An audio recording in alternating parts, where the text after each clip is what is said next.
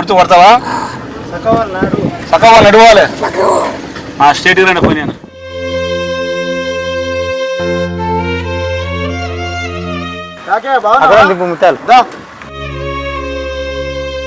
గుర్తుపట్టినావా నాన్న? గుర్తుపట్టినా, కొడుకు పోయినా.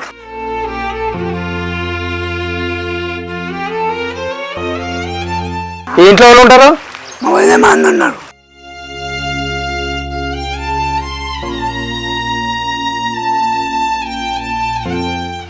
ఓలేనైనా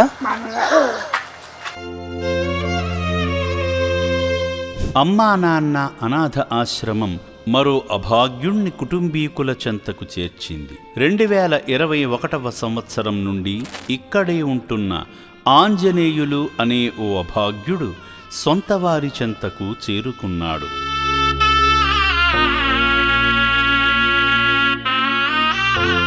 పోలీసులు ఈ నిర్భాగ్యుణ్ణి ఆశ్రమంలో చేర్చినప్పుడు మతిస్థిమితం లేకుండా ఉన్నాడు. అప్పటి నుండి హైదరాబాద్ ఎర్రగడ్డ మానసిక హాస్పిటల్కు నెలకు ఒకసారి తీసుకువెళుతూ వాళ్ళిచ్చిన మాత్రలను వాడుతూ ఉండటంతో కొంచెం కొంచెంగా తన మానసిక స్థితిలో మార్పు వచ్చింది. పూర్తిగా కోలుకున్న తరువాత తన కుటుంబ సభ్యుల వివరాలు, ఇంటి చిరునామా చెప్పగా ఆశ్రమ స్థాపకులు శ్రీ శంకర గురూజీ గారి సూచనలతో ఆంజనేయులుని ఇంటికి తీసుకువెళ్ళాము.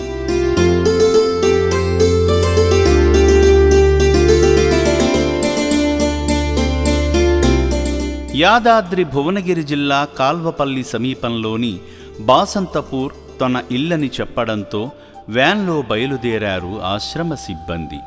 దాదాపు 60 ఏళ్ల వయస్సున్న ఆంజనేయులు స్పష్టంగా మాట్లాడలేకపోయినా వ్యాన్లో వెళుతుండగా ఇంటి చిరునామా క్లియర్గా చెప్పాడు. గుర్తు పడతావా? సకవా నడవాలి స్టేట్ రండి పోయినాను.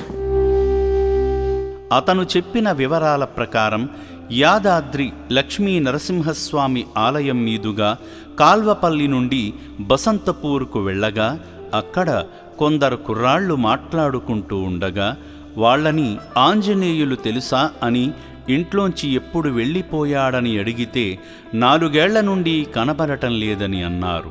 తెలుసా? 2 రోజులు అవపడక మీకు 4 years దాకా.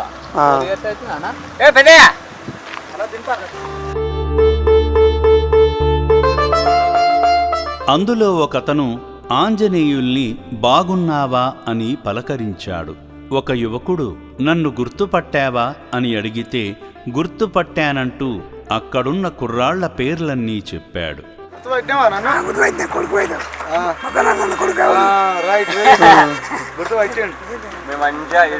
ఇలా అంతా గుర్తుపడతా మీ ఊరిలోనే?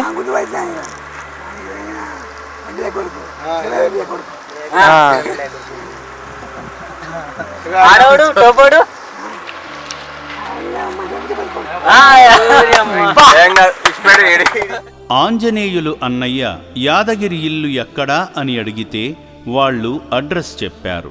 అక్కడకు వెళ్ళగా ఆంజనేయులు వాళ్ళ అన్నయ్య ఇంటిని చూసి ఇదే మా ఇల్లు, ఇక్కడ మా అన్నయ్య వదినలు ఉంటారు అంటూ చిన్నపిల్లాడిలా సంతోషపడిపోయాడు. మీరేనా? ఈ ఇంట్లో వాళ్ళు ఉంటారు? ఇంట్లోనా? మరి శ్రావణ ఇల్లు ఉంది?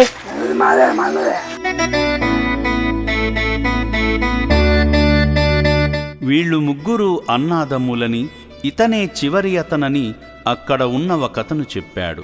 ఇంతకుముందు ఆంజనేయులి అడ్రస్ కోసం వాట్సాప్ గ్రూప్లో పెట్టామని తెలిపాడు.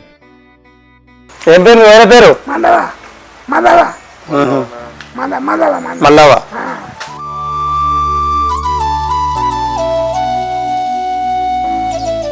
ఇలా మాటలు సాగుతుండగా ఆంజనేయులు అన్నయ్య యాదగిరి వచ్చాడు. అన్నయ్యను చూడగానే తమ్ముడు దగ్గరకు వెళ్ళి హత్తుకుని ఏడ్చేశాడు. ఓలేనైనా?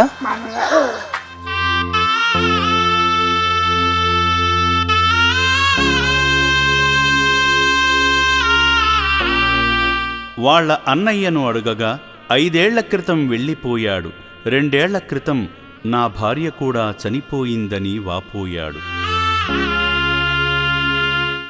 చెప్తే నేను దగ్గర తీసి ఇటు అటు గోళీలు తెచ్చేసిన ఎడగడ దాకా ఇసుకపోయాడు అటు అటు ఇక అన్నం పెట్టా ఇక అంతా నా భార్య బాగాలేకుండా అయింది, వీడు పత్త లేకుండా వెళ్ళిపోయాడు. ఇక కాతల బియ్యం వచ్చి నా భార్య చచ్చిపోయింది.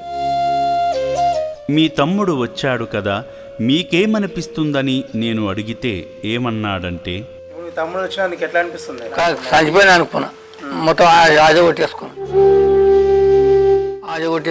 ఇక ఈ ఎడ పోయిండో ఎక్కడ పోయిండో ఎడ చచ్చిపోయిండో ఎడ పోయిండు అని ఆశ చేసుకున్నాను.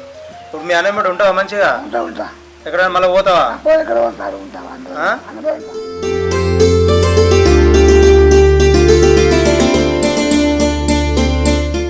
ఆంజనేయులు ఆధార్ కార్డు కూడా చూపించగా 65 వయసున్న ఆంజనేయుల్ని వాళ్ల అన్నకు అప్పగిస్తుంటే యాదగిరి వాళ్ల కొడుకు ఫోన్ చేశాడు. ఇప్పుడు 100% అన్న ఇది అతను మారిను మంచిగా ఉండు. ఇప్పుడు దారి కూడా ఏం పోడు. ఇప్పుడు మీ ఇంటి పక్కల చుట్టూ వాళ్ళు కూడా వాళ్ళే ఉన్నారు పాలల్లో, వాళ్ళు కూడా మంచిగా మారి మంచి అందరి పేర్లు గుర్తుపడుతుండు. చివరికి వాళ్ల అన్న యాదగిరి కొడుకును ఒప్పించి యాదగిరికి అప్పగించినట్లు సంతకం తీసుకుని ఆంజనేయుల్ని కుటుంబీకులకు అప్పగించడం జరిగింది.